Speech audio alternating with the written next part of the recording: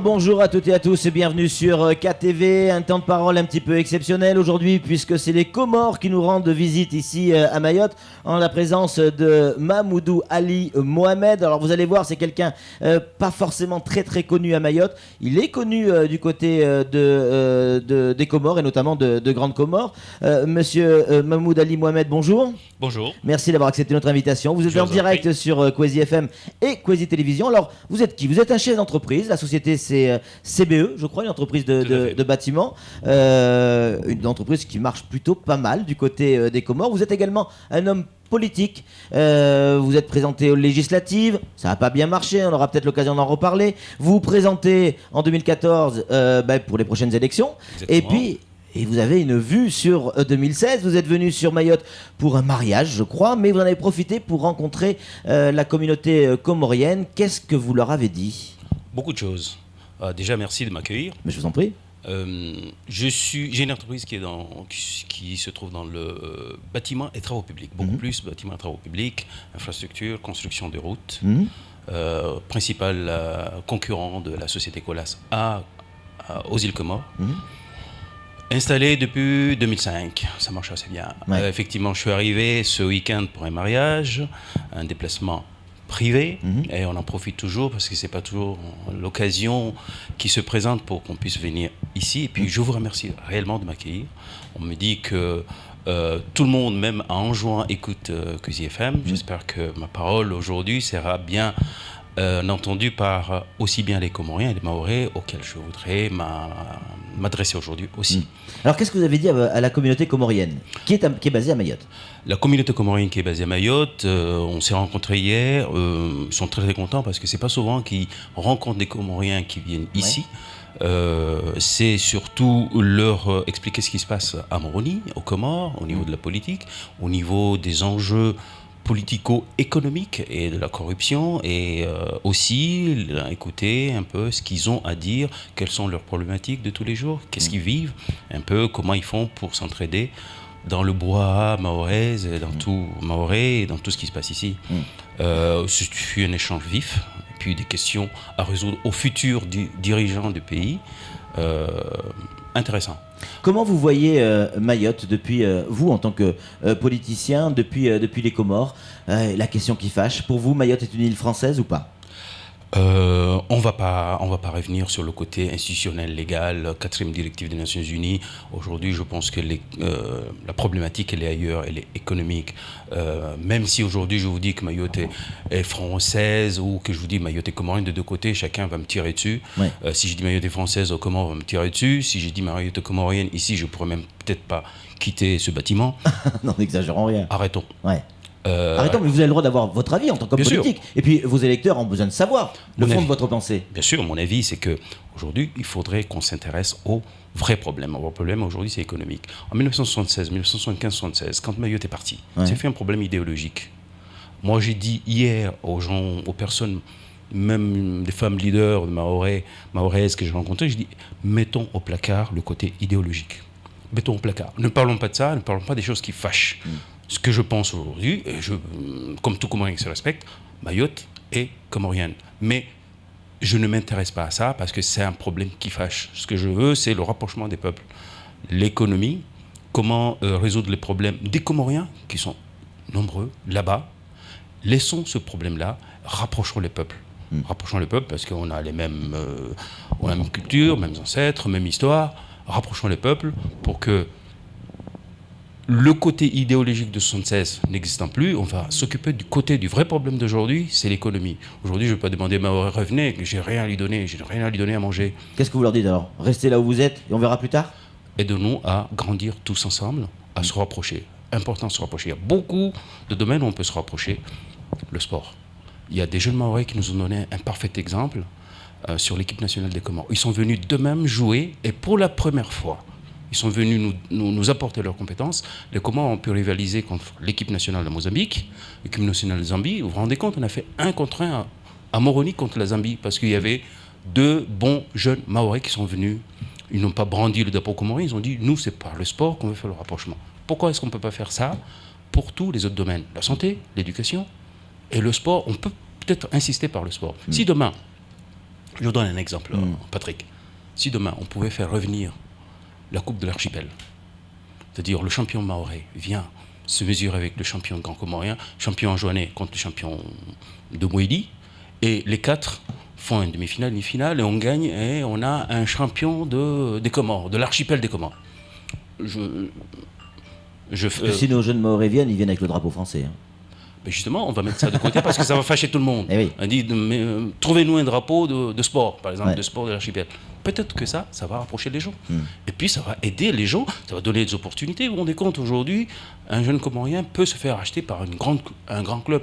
J'insiste un peu sur le côté sportif, mais on peut aussi passer du temps... Oui, les mêmes parallèles sur santé, éducation, etc. Mahmoudou, il y a à peu près 960 000 Comoriens dans le monde. Il y en a 276, vous nous disiez tout à l'heure, je crois 276 000 du côté de la France.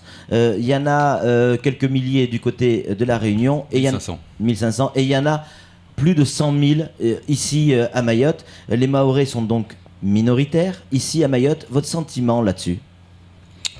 Ce sont des statistiques prouvées. Le sentiment, c'est que parmi ces 100 000, comme vous dites, combien sont français?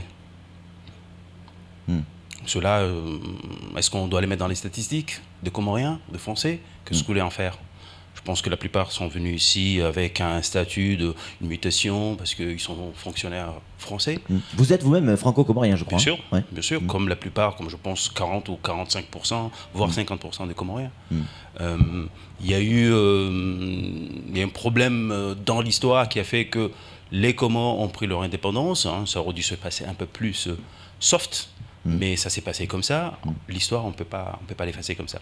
Qu'est-ce qu'on va faire de ce pourcentage de Comoriens de nationalité française qui sont ici, qui sont parfaitement chez eux? Est-ce que quelqu'un s'est posé la question? Est-ce que ceux-là sont un problème? Ils sont chez eux s'ils sont français. Bien sûr. Donc ceux-là, on n'a pas à les mettre dans des statistiques de Comoriens. Et ils ont parfaitement le droit d'exercer, d'avoir des activités, de créer des sociétés, de participer à la vie civile, de se présenter aux élections. On est bien en France ici. C'est clair. Samuel Bocher, le rédacteur en chef de France Mayotte Matin, a une question à vous poser, monsieur. À Mayotte, vous avez pu voir ces tapis de bidonville, notamment à Mamoudzou, mais partout maintenant à Mayotte, les conditions de vie des Comoriens en situation irrégulière, parce que c'est eux qui habitent principalement, sont atroces. Qu'est-ce que vous en pensez? Qu'est-ce que ça vous inspire? Et ce balai des Kwassa qui ne s'arrête jamais, qu'en pensez-vous? Le bras de mer qui sépare Anjouan et Mayotte, c'est, on dit, un des plus grands cimetières du monde. Oui. C'est une catastrophe, c'est une honte. Qui est responsable de ça? Tout le monde est responsable. Le gouvernement comorien, le gouvernement français, tout le monde? D'abord le gouvernement français. Le gouvernement comorien, aujourd'hui, un petit peu par laxisme, ne veut pas s'occuper de ce problème. Ça arrange tout le monde aussi. Ça arrange quelques-uns, ça arrange pas la population. Il y a du business derrière. Exactement, il y a du business, mais le Comorien qui vient ici, il vient faire quoi? Il vient chercher un peu de, comme on dit en comorien, de shkal, enfin un peu de répit dans sa vie.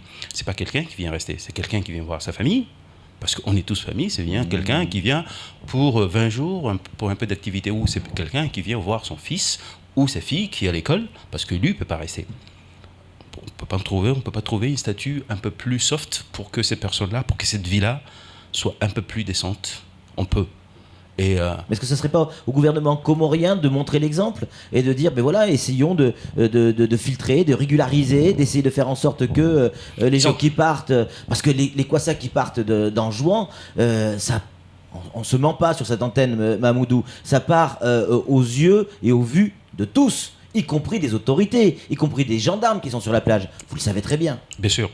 Et ceux qui arrivent à passer, ils passent un petit peu au vu aussi des autorités françaises. Parce qu'on laisse passer certains, on arrête d'autres. Je ne pense pas qu'avec toute la technologie dont disposent les autorités françaises, qu'on puisse passer entre les mailles des filets comme ça, ou qu'on puisse laisser mourir ces personnes-là comme ça. Ouais. Je pense qu'il y a un certain nombre de choses à faire. De notre côté, ne serait-ce que se placer juste à ce qu'on peut appeler la frontière maritime entre les Comores et Mayotte pour préserver la vie de ces gens-là.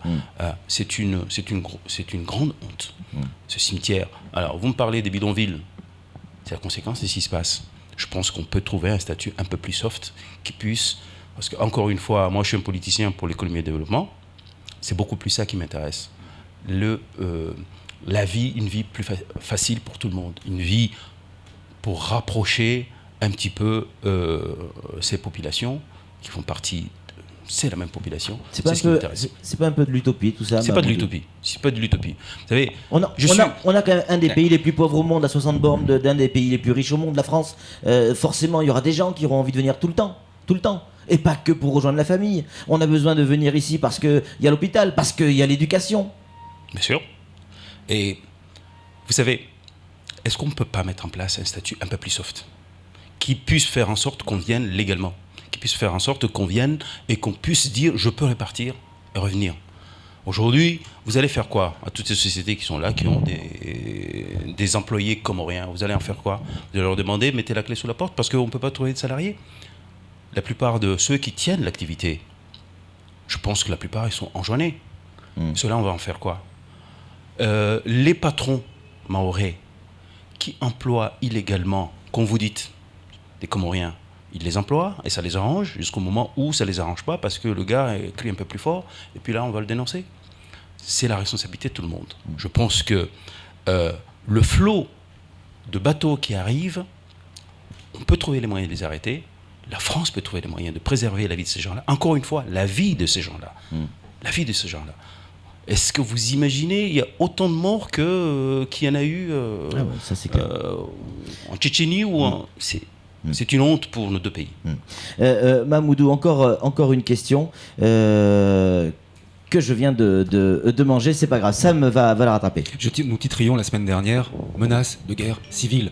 L'insupportable a été dépassé à Mayotte, la pression migratoire est devenue trop forte à Mayotte, les Mahorais sont minoritaires. Que pensez-vous de ce sentiment populaire mahorais? Samuel, encore une fois, le Mahorais qui va prendre en compte ces statistiques en disant il y a 100 000 Comoriens et brandir, menacer les institutions françaises en disant je menace de guerre civile parce qu'il y a 100 000 Comoriens, je pense que les autorités françaises devront s'en occuper parce que dans les 100 000 Comoriens, il y a peut-être 60 000 Français. On va laisser cette personne-là menacer de guerre civile contre 60 000 Français? Arrêtons. Mamoudou, dernière question, ça y est, elle m'est évidemment revenue. Vous avez dit en début d'interview que vous avez rencontré un certain nombre de Comoriens, la communauté comorienne. Nous aussi, on les a rencontrés juste avant votre arrivée. On leur a posé des questions et on a dit qu'est-ce que vous avez envie de dire à cet homme politique qui nous rend visite ici gentiment à Mayotte. Et ils m'ont fait cette réflexion, pas dénuée de sens. Dites-lui, voilà ce qu'on m'a dit, dites-lui qui nous foutent la paix. Nous, on est des Comoriens, on vit à Mayotte, qu'ils arrêtent avec la guéguerre entre Mayotte et les Comores. Nous, on est ici, on est en situation régulière. Pour ceux qui sont en situation régulière, ça se passe bien. À force de jeter de l'huile sur le feu, on va tout faire sauter. Est-ce qu'à un moment donné, vous prenez en compte aussi ces gens qui veulent, eux, qui ont fait le choix de venir ici et qui veulent rester, qui ne veulent pas de cette guéguerre entre les deux? Bien sûr, bien sûr. Vous l'avez entendu, ça? Je pense que c'est un discours c'est une question qu'on me donnerait à chaque fois. Mais je vous donne juste un exemple. Vous prenez l'actualité aujourd'hui, votre journal qui vient de sortir aujourd'hui, et vous prenez l'actualité de ce matin à Moroni. On va parler de quoi? Vous allez parler d'économie, vous allez parler de considération des personnes qui vivent de tous les jours, de la société civile. Là-bas, on va parler de politique. Parce qu'on ne veut pas s'occuper des vrais problèmes. On va parler de Mayotte, on va parler, mettons, l'histoire de Mayotte aux Nations Unies. Encore une fois, tous les ans, on met l'histoire de Mayotte aux Nations Unies, on le retire parce qu'on nous donne un peu de budget pour qu'on ferme, qu'on oublie. Mais c'est ça le sous-développement. Le sous-développement, c'est aujourd'hui, vous parlez aujourd'hui des considérations tous les jours. Nous, on parle que de ce problème. Ça fait déjà 38 ans, on parle que du ce problème. Pourquoi on ne s'occupe pas de développement au pays, des vrais problèmes des citoyens? Ça, c'est un grand problème. Sous-développement, c'est pas seulement matériel, mais c'est aussi dans la tête. C'est trop court, 13 minutes passées ensemble, vous aurez l'occasion de revenir, hein, c'est sûr. En tout cas, merci d'être venu et de nous avoir donné votre avis là-dessus. Beaucoup de réactions, vous l'avez peut-être entendu régulièrement, le gling des SMS par téléphone, évidemment également au standard. C'est en train d'exploser. Merci d'être venu sur notre plateau. Nous, on se retrouve tout de suite après la suite de nos programmes.